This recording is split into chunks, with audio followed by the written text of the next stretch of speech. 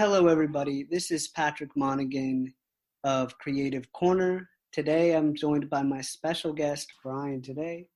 Brian is an artist based in Dover. Honestly, the state that supposedly our next current president is from. So maybe that's a little bit of distinction for you, Brian. Maybe. So, Brian, I just wanted to thank you for kind of coming on. No problem. It's very nice to be able to speak with another kind of fellow artist and just be able to pick your brain and see how everything's been going. We've been in sort of a very different artistic period now. We're in an era where maybe people have been a little bit more, I guess I'd say insular, if anything, but it's been something that's definitely affected the way I've been creating and my own approach. And I'm wondering if has that kind of had an effect on you, or has it been the same style? Oh man, regardless? It's kind of had a huge impact on my art, in some good ways and some not so good ways. The good thing that happened out of this was I was working in schools for a long time. I was a counselor, and then COVID came along and everything sort of shut down. So I was kind of tired of what I was doing. I was just chomping at the bit to try to see what it'd be like if I could be an artist full time and just see if I could make anything of it. So I took that as a chance just to quit my job and start doing this full time. And that was probably about, I don't know, March or April, where I just had enough and just been doing this. And so in that way, it was a blessing, because I don't know if I'd have ever had the balls to do that had it not been kind of that right in my face. It's affected it's affected what I create. Early on, it affected what I created because I didn't want to go out and buy new materials. It was kind of in the early phase of that. So I started, ripping up a lot of the ones I didn't like. I started burning my canvases, ripping stuff apart, finding things that I liked, putting it on different figures. And that kicked a lot of stuff into gear for me creatively, kind of being stuck with not being able to go to Blick or go to Michael's or wherever and grab something on a whim.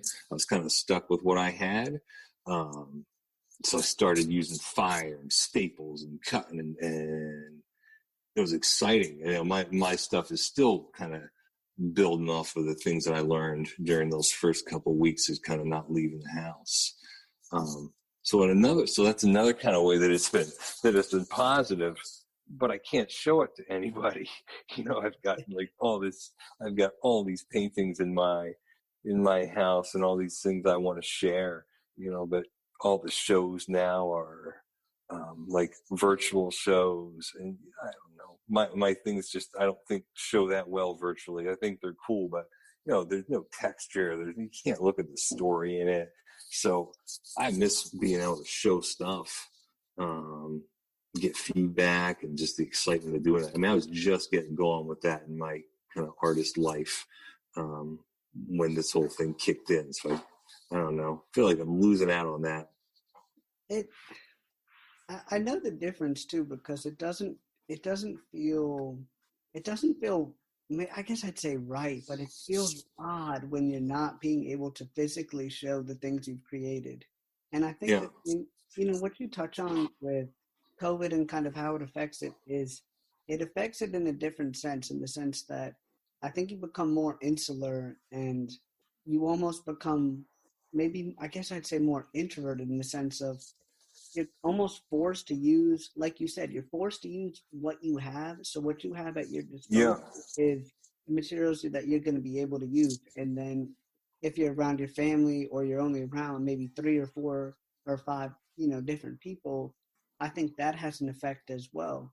And definitely, I kind of feel that, in the sense that everything that's happened has made people that, like you, that were kind of maybe on the edge of, am I going to take the plunge or not?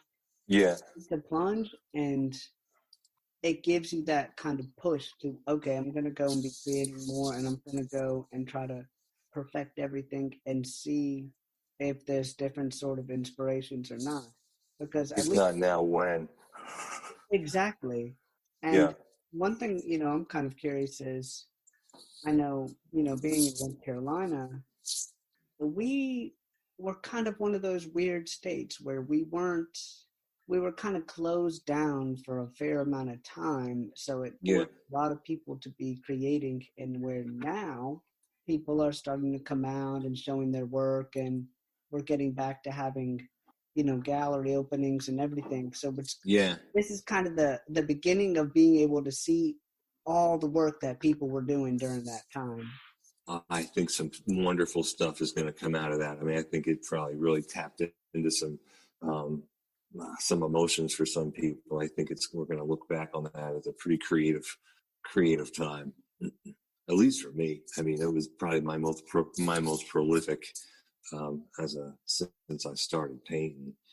Did that did that change kind of your themes as far as what you were creating, or has it been more or less Um, same type of themes throughout? my themes are pretty. I often do like abstract figures, kind of. Some people think they're grotesque. Some people think they're funny. Some people think they're super cool. But whatever, and that's what I've done. I find that the main switch for me is like when I got out of this super stressful job, that to be a full-time artist, my style while I was being a counselor, working with these behaviorally challenged kids and kind of being in confrontation mode all day long. My stuff was frenetic and crazy. Since I've been quit my job, COVID, kind of being alone, chilling myself out a little bit, my stuff is still frenetic and crazy, but it's definitely more under control. I think my stuff has become a little tamer during this time. Because it was nuts before. I mean, you could look at stuff from like last year, and you could kind of tell what I was going through on a daily basis if you look at it. So that has made a huge kind of influence on kind of how I create. But I still create the same thing. I think right now a lot of my things are coming from the daily anxiety of living in COVID with two kids who are trying to go to school, and all the things that I face. I think a lot of my things are inspired by sort of that daily kind of anxiety that goes along with this kind of thing you can't see. This thing it's just, yeah, that stuff's affected. That stuff has kind of affected my art. It's interesting too in that you spend so much time thinking and kind of concerned with the unknown, and even in a sense when you're creating, it sounds like what you're creating, with anxiety and kind of maybe almost I guess almost a sense of concern. It's a type of thing where it's something you don't feel or you can't see, but you can feel. And I Yeah. think I noticed that that's been a big kind of play and a big role in COVID. Huh. I was up in New York with a friend of mine, and I saw the same thing too in the way of kind of street art and even some of the different galleries, because there was only a couple that were Huh. open. There was What some kind that of things were weren't. Sorry, I want to know what you were noticing in the street art and stuff. That sounds pretty interesting What I noticed with the street art was, I wouldn't call it negativity, but it was Huh.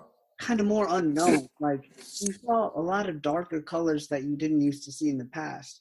In the past, I would see Interesting. like reds and like pinks and yellows, and then recently I've been seeing more like dark blues, dark greens, dark purples. There's kind of darker colors, and then even the way of the themes, it seemed like, I wouldn't say negative, but it seemed more emotional in the way that things were done. Because they would have a lot Huh. of things that had been there for a little bit of time, for at least a year or 2 years. And when I came back, my friend had told me, "Oh, these things aren't there anymore." And I was like, "Oh, let me see what they've kind of just done over." Right. And most of the things that I had seen in the past had disappeared. And the things that had disappeared became more sort of uncertainty.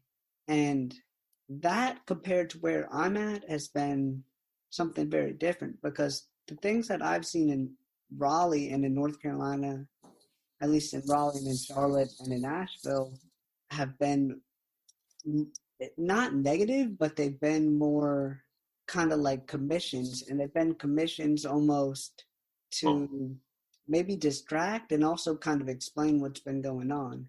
So that's been kind of yeah. an interesting little balance. I'll bet that has. That's yeah. And it's not the type of thing that maybe you would envision, but it was an interesting little difference. And that's the thing I like, is Oh, I've noticed there's been a difference in approach. Because and one thing I wonder even with you is, okay, this pushes you to the edge and this makes you make that decision, but does it really affect your work and your kind of approach that much, or does it not just stay more or less the same with just some slight changes? I would think the latter. Pri- Probably the latter. Yeah. I mean, I think that um, I've got a core way that I learned how to paint, and so I think that maybe it affects it, but um, not as much. I mean, I think it's still coming from most of the things that I paint are coming from like inside me, more internal struggles. I think that the COVID adds a little bit of external stuff, but most of the things that I paint are things that I'm painting, getting out from different periods of my life. You know, painting has become to me just more a need, like it's I have to do it sort of thing. If I go a day or two without creating something that I like, I get agitated. Like if I don't have something that I'm working on, I get agitated because, you know, that's just, that's what fuels me to go. So, you know, COVID, no COVID, whatever. When I discovered that I wanted to paint, like, I don't think anything will get in the way of that because it's just become such an addiction, such a need for me. Nothing like I've ever experienced in my life. You know, all sorts of hobbies, all sorts of things that I've done, and when I discovered this, it's just like I don't know, everything opened up. No boundaries. It felt like, um, you know, music. When I try to learn guitar, I'd always top out at something. Everything I tried kind of reach a point where I didn't know how to go past it, and art just seems endless. It It's pretty exciting. it is endless. I mean, I feel like for you it gets to the point where, oh, okay, this is something I can continuously improve on and work on and continuously feel good and continuously feel like that there's more inspiration. I've noticed with art that there's the inspiration is limitless, because we can live through Limitless. it. It's honestly limitless, because regardless of what we're doing or who we're around, the inspiration is absolutely limitless. Whether you're going through what we've been through, or you're out in nature, or we're talking about earlier being out in before the show we're talking about being out in Asheville and all these Yeah, it that even just thinking about the memories of things you've done is provides inspiration, so it's completely limitless. absolutely. I mean, I find it, you know, I find it sounds cheesy to say, but I find inspiration everywhere. Like, I see faces everywhere I go. Like, I see faces in trees. I see faces in, like, water stains on my table.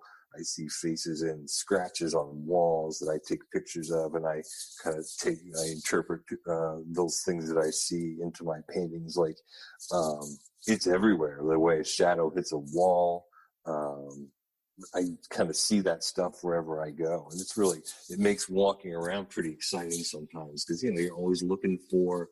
I'm always looking for something looking back at me with a tree or whatever. Um, so that's never going to go away, and that's kind of comforting, I think, uh, to kind of know that that's always around. It really is, and I wonder. I've had the same thing too, and I wonder if that makes you sort of slow down, and I wonder if if that's maybe the